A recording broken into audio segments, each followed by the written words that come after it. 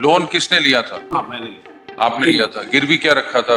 सिर्फ प्रॉपर्टी की सामान भी? प्रॉपर्टी रख सकते थे, सामान तो नहीं रखा था। सामान भी रखते हैं कई लोग, आपने सामान गिरवी नहीं रखा था? सामान तो सामान अपना निकाल लीजिए, आप एक हफ्ते में कब्जा खाली करके दीजिए आपको। ये पैसे देने और कहाँ जाएंगे यार सर? हमारे माँ बाप की और हमारी जिंदगी भर की ये आपको पूरी लोन लेने से पहले सोचना चाहिए था। तो जाएंगे कहाँ? तो फिर हम पुलिस भेज के कब्जा लेंगे और आप जाएंगे, यहाँ पे जो अदालत की कार्रवाई होगी, अगर आप उसमें विघ्न डालेंगे तो उसके अगेंस्ट कार्रवाई होगी। तो आप हमको समय दीजिए, हम कम से कम वहाँ DRT में कर सके अपना। कितना समय चाहिए आपको?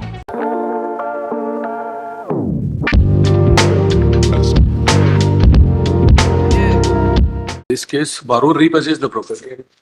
So Honorable Court on last Was date of appearing for respondent 3 and 4. personal appearances. ये कब प्रॉपर्टी किसके कब्जे में है? पोजीशन में वर्तमान में तो आप ही कहे, कैसे? लगुन में गए थे लॉर्डशिप और इनके अनुपस्थिति में अंदर घुस के ताला तोड़ा गया बैंक के द्वारा। तो इन्होंने कोई केस रजिस्टर किया? नहीं, केस रजिस्टर्ड। वापस ताला तोड़ के घुस गए? हाँ, ताला तोड़ के घुसे हैं और वहां हमारा टेंट हाउस का सामान रखा था। ताला तोड़ के ये मान रहे हैं ताला तोड़ के घुसे हैं बैंक का? नहीं, बैंक ने तोड़ के, बैंक के कर्मचारी तोड़ के। बैंक के पास ऑर्डर थे कब्जा लेने के, तो DRT में ऑलरेडी पेंडिंग है। स्टे है वहां से? स्टे है वहां से क्या? नहीं, स्टे तो नहीं है, पर तो जब बैंक ने कब्जा ले लिया लॉर्डशिप, तो ये बैंक का कब्जा ताला तोड़ के कैसे घुसे? ताला हमारा तोड़ा गया लॉर्डशिप। बैंक के पास तो हक था तोड़ने का। हाँ, बैंक के पास हक था तोड़ने का, जब उनके पास ऑर्डर है। This was executed through the tehsildar. Yes, my lord. Actually, Tehsildar was not executing the order. Therefore, we approached this honorable court and passed and obtained an order by this honorable court. And then Then possession was taken over by who? by Tehsildar, ma'am. Tehsildar? Yes, ma'am. तो इन्होंने तो कानूनी कार्रवाई से कब्जा लिया। Yes, ma'am. आपने कैसे कब्जा लिया? लॉर्डशिप आप नहीं गए थे, आपके फादर गए थे, वहां हमारा पूरा टेंट हाउस का सामान रखा हुआ। हाँ, अगर इन्होंने कानूनी तौर पे कब्जा ले लिया तो आप उसमें घुसे कैसे? सर ताला तोड़ के घुस गए आप? नहीं, ताला नहीं तोड़ा, खुला था। खुला हुआ था। बोला मतलब आपका सामान छोड़ के ये चले गए, वहां पे कोई गार्ड था? खुला था, हाँ, एक आदमी कोई बैठा था। उसका क्या किया आपने? हाँ? गार्ड का क्या किया आपने? गार्ड फिर चले गए, हमारे पापा मम्मी आए वहाँ पर। और गार्ड चला गया? हाँ, फिर गार्ड चले गया, बोलता मैं पुलिस को तो ये गैर कानूनी कब्जा लेने, पापा ने मेरे को फोन करवाया किसी से। गैर कानूनी कब्जा लेने के लिए किस पे कार्रवाई करें? आप पे करेंगे? आपके पिता? सामान हमारा पूरा वही रखा था। सामान ले जाइए। थे नहीं, जो आपने लोन खुला किसने, पड़ा था जब मम्मी पापा लोग आए हैं तब। लोन किसने लिया था? जी लोन किसने लिया था? हाँ मैंने आपने लिया था। गिरवी क्या रखा था? सिर्फ प्रॉपर्टी की सामान भी? नहीं, वो तो प्रॉपर्टी रख सकते थे, सामान तो नहीं रखा था। सामान भी रखते हैं कई लोग, आपने सामान गिरवी नहीं रखा था? सामान तो सामान अपना निकाल लीजिए। सामान पूरा वहां रखा था सर। सामान हम लोग अपना- ठग गए थे और मैं उसके पहले भी बैंक के पास कई बार गया कि मैं जमा करने को तैयार हूँ। आप अपना सामान निकाल लीजिए, कब्जा इनको दीजिए, सामान निकाल लीजिए अपना। नहीं तो सर, मैं पैसे देने को तो पहले भी तैयार था और अभी भी तैयार हूँ। मैं तो ऐसा बोला ही नहीं है कभी, कई बार गया हूँ मैनेजर साहब के पास भी। और DRT का क्या ऑर्डर है? There is no order, my lord. There is no stay. अभी नोटिस का क्या हुआ? लॉर्डशिप नोटिस में अपीयर हुए हैं आप, रिप्लाई अभी नहीं दिया गया आपके द्वारा। कोई स्टे मिला आपको? नहीं, अभी स्टे पर नहीं लगा हुआ है लॉर्डशिप। हम देने को तैयार है सर। प्रॉपर्टी ऑक्शन हो चुकी है? Yes, my lord. Redemption के right already.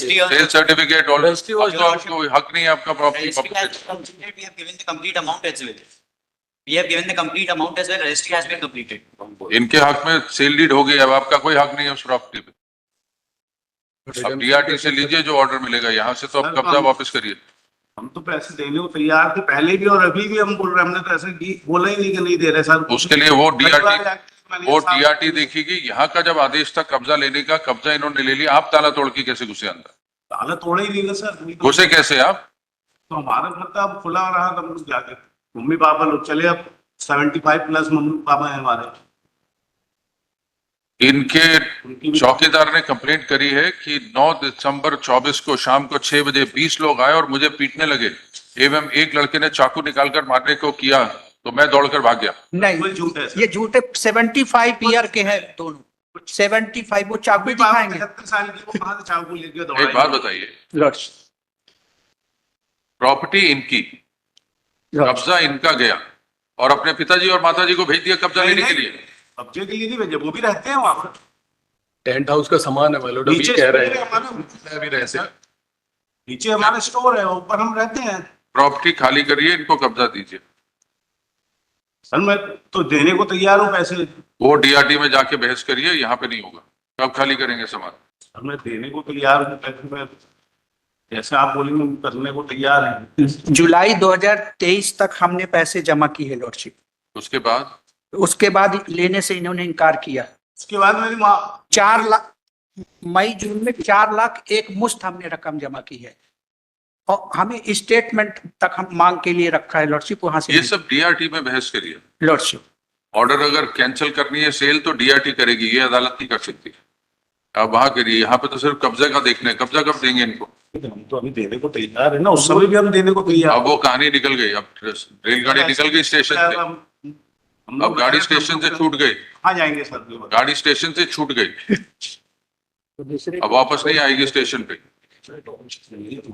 उस समय भी हमने इनको बोला था सर को, अभी भी हम वही बोल रहे हैं, हम देने को तैयार है सर। वो डीआरटी में जाके कहिए।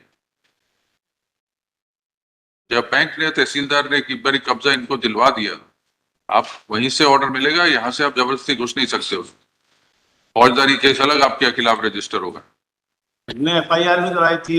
एफआईआर भी होगी, आपके खिलाफ केस भी चलेगा। फिर माँ बाप की मेरी पूरी जिंदगी भर की पूंजी लगाई हमने। आप एक हफ्ते में कब्जा खाली करके दीजिए आपको। पैसे देने और कहाँ जाएंगे सर? हमारे माँ बाप की और हमारी जिंदगी भर की। ये आपको पूरी लोन लगाई लेने से पहले सोचना चाहिए था। मैं तो देने को पहले भी तैयार था सर, अभी भी हम देने को तो तैयार आप अपनी ये डीआरटी में, when is it listed in the DRT? 2024 की फर्स्ट अपीयरेंस थी मालूम, as per this notice it appears. It has covered the record on the DRT also that possession has been taken. आपने पुराना ऑर्डर पास किया, उसके बाद 3 बारी case लग चुका है। तो आप 9 तारीख को लाइए, कब्जा दीजिए, एक हफ्ते में खाली करके दीजिए सर। कब्जा। अभी की अंदर कैसे कर देंगे सर? हम फिर जाएंगे कहाँ? तो फिर हम पुलिस भेज के कब्जा लेंगे और आप जाएंगे, यहाँ पे जो अदालत की कार्रवाई होगी, अगर आप उसमें विघ्न डालेंगे तो उसके अगेंस्ट कार्रवाई होगी। तो आप हमको समय दीजिए, हम कम से कम वहाँ डीआरटी में कर सके अपना। कितना समय चाहिए आपको सामान हटाने के लिए? कितना समय चाहिए बताइए। कम से कम 3 महीने का हमको टाइम 3 महीने का, तब तो वहाँ से कर पाएंगे नहीं सर। ये सब अभी डीआरटी तो हम देने को भी तैयार है। ये सब डीआरटी करेगी। हमने आदेश दिया था कब्जा लिया जाए, कब्जा इन्होंने ले लिया, उसके बाद आप वापस घुस गए। हम तो देने को तैयार है ना सर। पैसे की बात डीआरटी में होगी, डीआरटी में पैसे की। जहां आपका दूसरी केस में अदालत में चल रहा है वो देखेगी उसको। हाँ तो फिर हमको अभी टाइम दिया जाए, हम वहां से वो करवा जाइए वहां पे करिए, मेंशन करिए, जो भी करिए, वहाँ पर करके बात करके कब्जा दीजिए। यहाँ पे 15 तारीख तक खाली करके आइए। अगर आपने इस दौरान डीआरटी जाना है तो mention it there and get it listed. आपका जो अदालत में लगा हुआ है वहां करिए कोशिश, आप अगर होता है तो। समय पर ईएमआई न चुकाने से वह सब कुछ बर्बाद हो सकता है जिसे किसी व्यक्ति ने वर्षों की मेहनत से बनाया है, जैसा कि आपने मध्य प्रदेश उच्च न्यायालय की इस अदालती कार्यवाही में देखा, जहां एक व्यक्ति अपने वृद्ध माता पिता के साथ घर से बेदखल न करने की गुहार लगा रहा था, लेकिन कानून स्पष्ट है और उसे बैंक का बकाया चुकाने के लिए पहले ही समय दिया गया था, जिसे वह तब चुका नहीं सका। अब जब देरी हो चुकी है तो वह सभी बकाया राशि चुकाने के लिए तैयार है, लेकिन अब समय निकल चुका है और उसे घर खाली करना ही होगा। माननीय न्यायाधीश ने उसे एक वैकल्पिक उपाय सुझाया जिससे वह अपना घर बचा सकता है। हालांकि इसकी पूरी गारंटी नहीं है कि कामयाबी मिलेगी, पर फिर भी कोशिश पर दुनिया कायम है। व्यक्ति ने इसे अपनी आखिरी कोशिश के रूप में अपनाने का फैसला किया। इस मामले से यही निष्कर्ष निकलता है कि कोई भी निर्णय लेने से पहले सोच समझकर कदम उठाए, वरना आपकी एक गलती का खामियाजा सिर्फ आपको ही नहीं बल्कि पूरे परिवार को भुगतना पड़ सकता है। फिलहाल के लिए बस इतना ही। जल्दी हम इस मामले से जुड़े नए अपडेट्स के साथ वापस आएंगे। धन्यवाद।